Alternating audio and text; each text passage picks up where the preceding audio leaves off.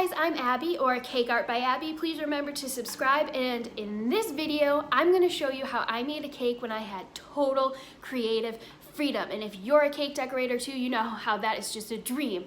The customer came to me and said my daughter's favorite colors are teal and lavender. All I'm looking for is a cake with a wow factor. So this is what I made. I did a buttercream transfer method to make a beautiful marble effect, a huge crowd pleaser that's actually a lot easier than you think. I hope you learned from this video, and if you have any questions, just drop them in the comments. All right, let's go. The first thing I do before layering a cake is leveling off all the domed tops. I like to make them the same height, and you can do this using a cake level tool like this one from Wilton, or you can just use a knife. For this cake, I'm making a 6-inch tier and a 4-inch tier.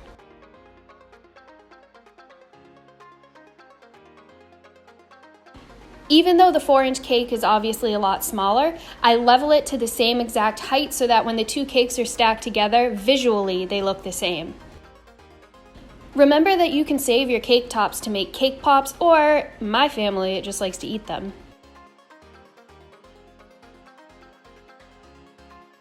I use American buttercream for my frosting, and there is my recipe with a tutorial in my videos. I like to place my piping bag inside a tall cup like this. It just makes it a lot easier to fill and less messy. I give the bag a shake to sort of move all that frosting to the bottom so I can go ahead and add more.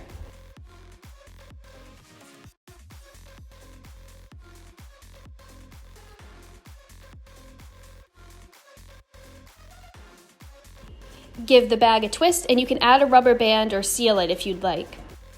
Add just a small amount of frosting to your cake drum so that you can put your first layer on and it will stick. Don't do too much frosting or it'll slide around when you're smoothing the sides. Also, make sure you're using a cake drum, not a cake board, because I'll show you later in this video that you need to drive a center dowel through your cake if it's going to be transported, and having the thicker cake board gives it something to fasten into.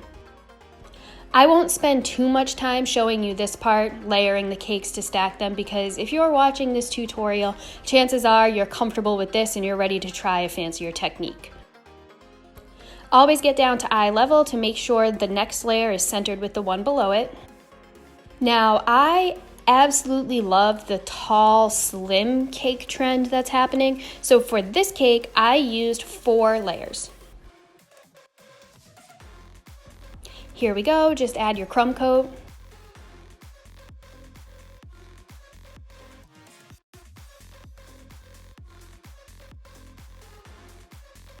And smooth it out.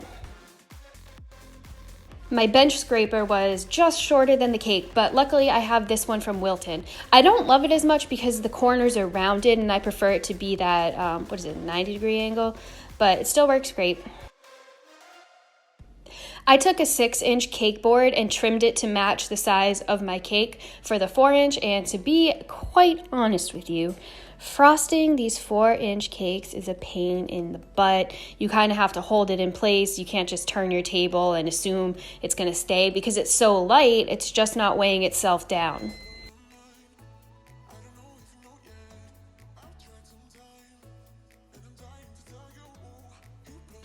But anyway, feel free to take a minute and watch me struggle with crumb coating this cake.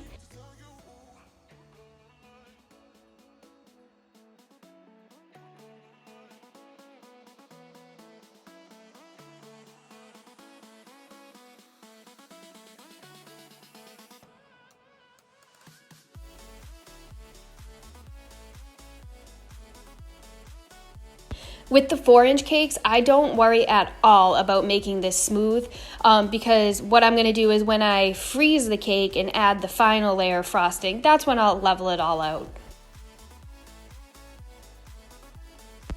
So I used teal and purple from Americolor, but I wanted to make these pastel, so I added some Wilton white. Now, here's the fun part. Take a piece of wax paper, measure it to the height of your cake, and make sure it's long enough to wrap around it. Add dollops of your frosting like this, sort of abstract, a little all over the place. I even left the top at different heights.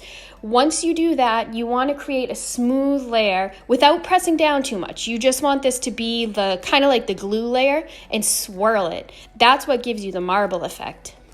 You can pick up your wax paper a little bit and peek underneath to see what it looks like. Sometimes you need to swirl a little bit more like I did. Pop it in the freezer for 10-15 minutes. My cake has been sitting in the fridge for about 20 minutes, and now I took this out of the freezer. You want to gently wrap it around your cake, and it's pretty simple. Just smooth it on, use your hands to rub it, and don't worry about the seam right now because we can smooth that out.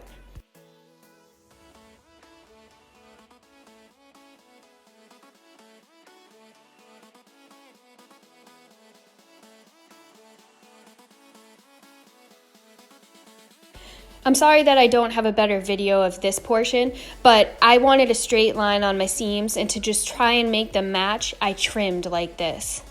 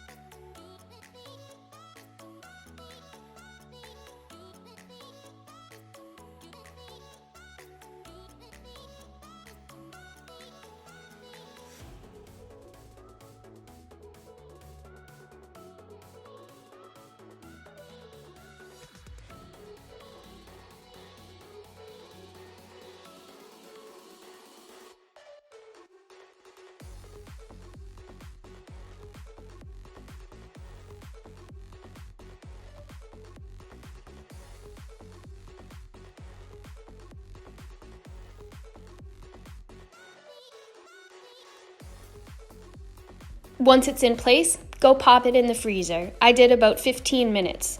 That way, when you're ready, you can peel it off and there's no sticking to the wax paper.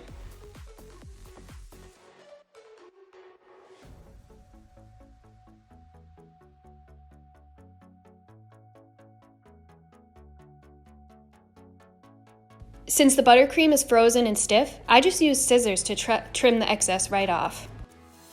Important, if you have cracks or bumps, you can use a hot scraper to smooth them out. I don't have a video of that part.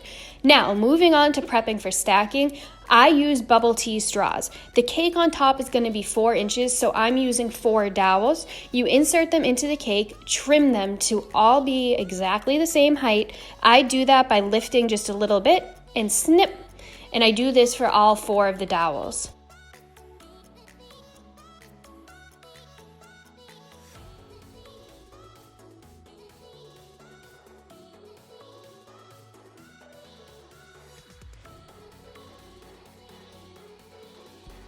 Once they're in place, add a thin layer of buttercream on top and it'll act like glue.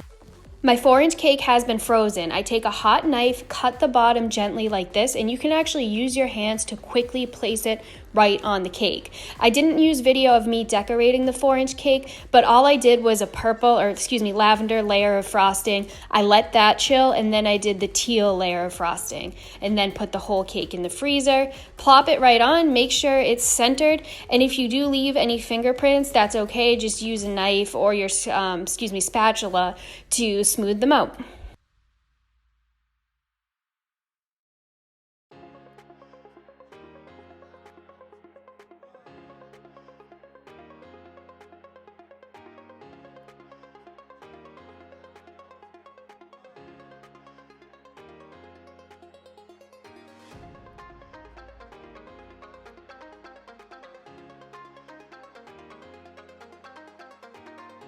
Now let's talk about the dowel. This is a 1/2 inch dowel. I just got it at Walmart. I'm measuring to the height of the cake, and this is just the mark where I'm going to cut. I use a little hand saw to trim it, and then I make a point at the end. See here, I used a sharp knife to do that. Be very careful. I hammer it right through. It goes through the cake board, and you want to make sure it secures in the cake drum as well. Hammer it all the way through, and not pictured in the video is I have a little short stick that I put on top to hammer to get it all the way through. To give it some depth, I added a metallic trim to all the, is it a threshold, fault line? Whatever you want to call that piece. This is a paint that I got on Amazon. However, I would recommend just making your own with luster dust and a little bit of vodka or lemon extract.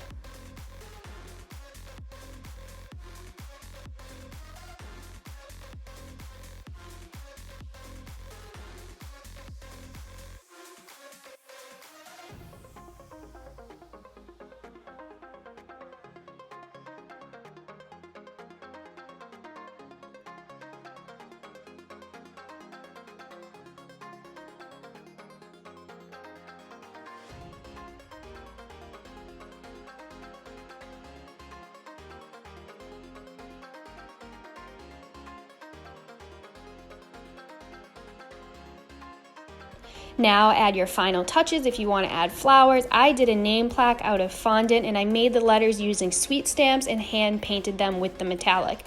Final product. I hope you like it.